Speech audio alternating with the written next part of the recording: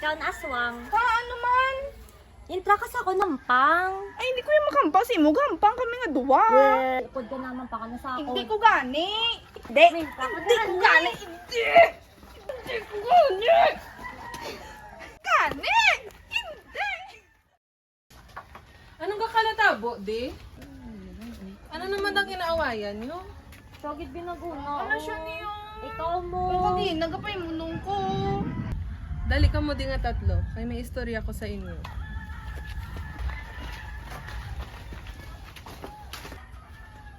Dali na ka mo di, pungko na.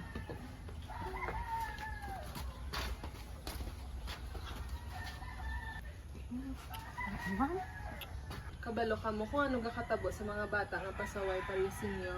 Ang kakatabo, mama. Palapit ka mo din. Nagsugod ni sa isa ka bata nga ang pangalan kay si Juan.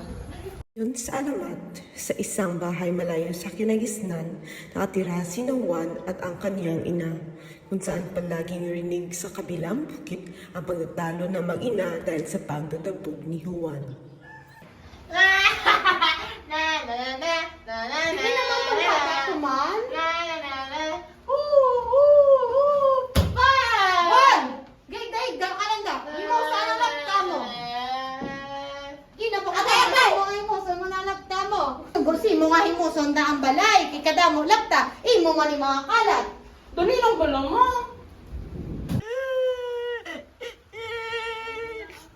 Katangian ni Juan ay ang palaging umiiyak at nagdadabog. Upang makamit ang kanyang mga nais, iiyak na walang katapusan si Juan hanggang sa ito ay mapagbigyan.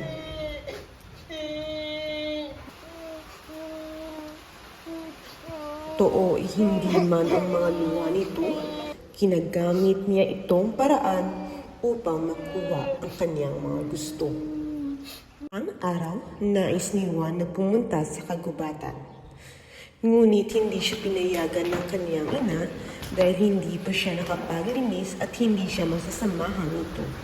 Kaya't gaya ng dati, ito naman ay muling umiyak at nagdabog. Juan!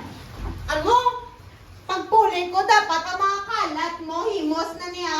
Hindi kuya, gusto ko na maglagaw sa kagubatan. Hindi ka gani pwede ka lagaw. Hindi kuya, gusto ko na maglagaw. Isa, himuson mo niya magbalik ko ang handa ka sa akon. Kahit binawalan, mas pinili ni Juan na suwayin ang ina at pumunta pa rin sa kagubatan.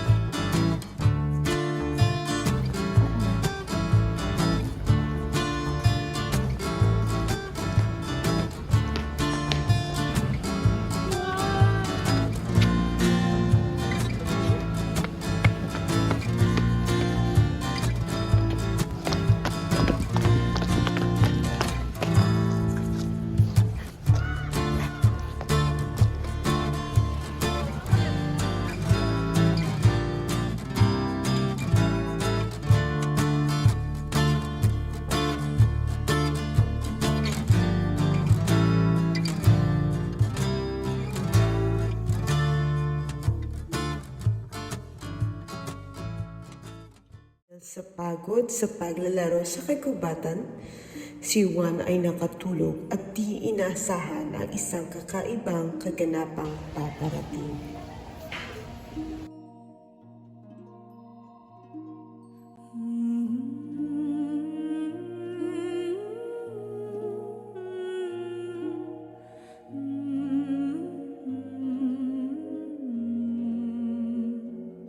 Ng diwata ng kagubatan si Juan.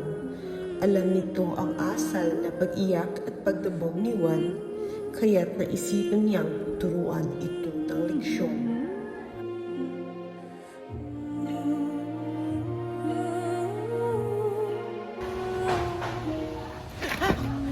Juan, dakawad-an na pulos ang mga luha nga ginahimo ko nga gahibi ka man sang waay pulos. Kabalo ka? Gahibi ko, gusto ko masapakan. Hindi ka nalapsag para iagi mo sa paghibi ang tanan nga bagay. Te, kay dasi ko lang makuha ang mga butang nga gusto ko kung gahibi ko. Sikan mo lang ang mga luha nga ginahimo ko.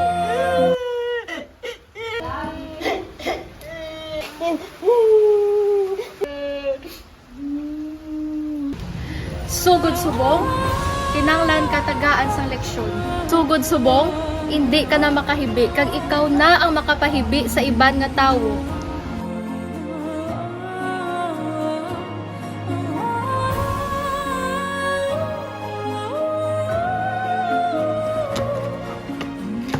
Sugod subong, hindi ka na makahibi kag ikaw na ang makapahibi sa iban nga tawo.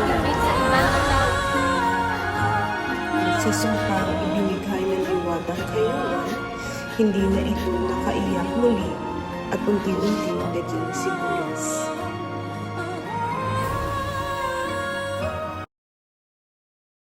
Mula noon, tuwing nagbabalat at naghihiwa ng sibuyas, ang mga taong nagluluto gamit nito ay hindi maiiwasang humapdi ang mga mata at napapaluha.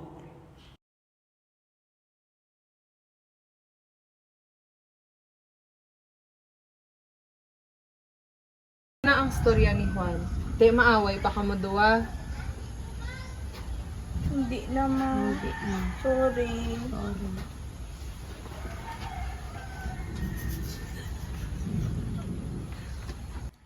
Sa sunod gani, kung gusto mo maghampang ka mo, hindi mo siya pag-awayon, storyahon mo lang siya tarong. Oo, mama.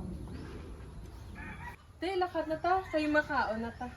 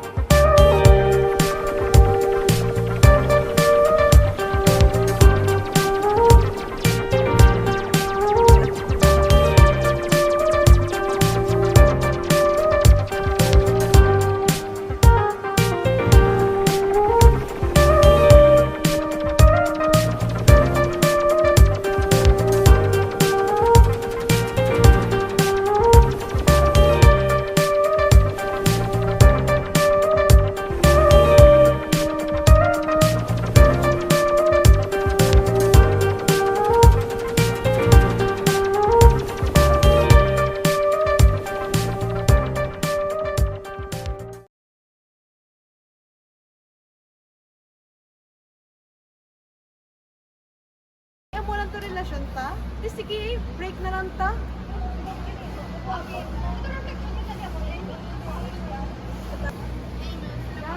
Kita ko si Pal gahibi sa.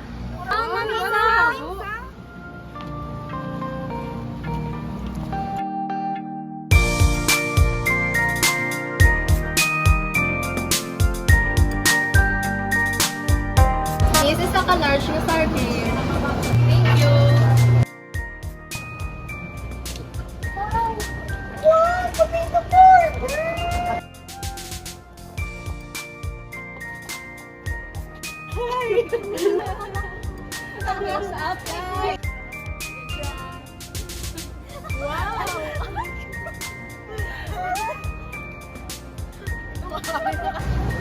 Potato corner para sa barkada. Bili na!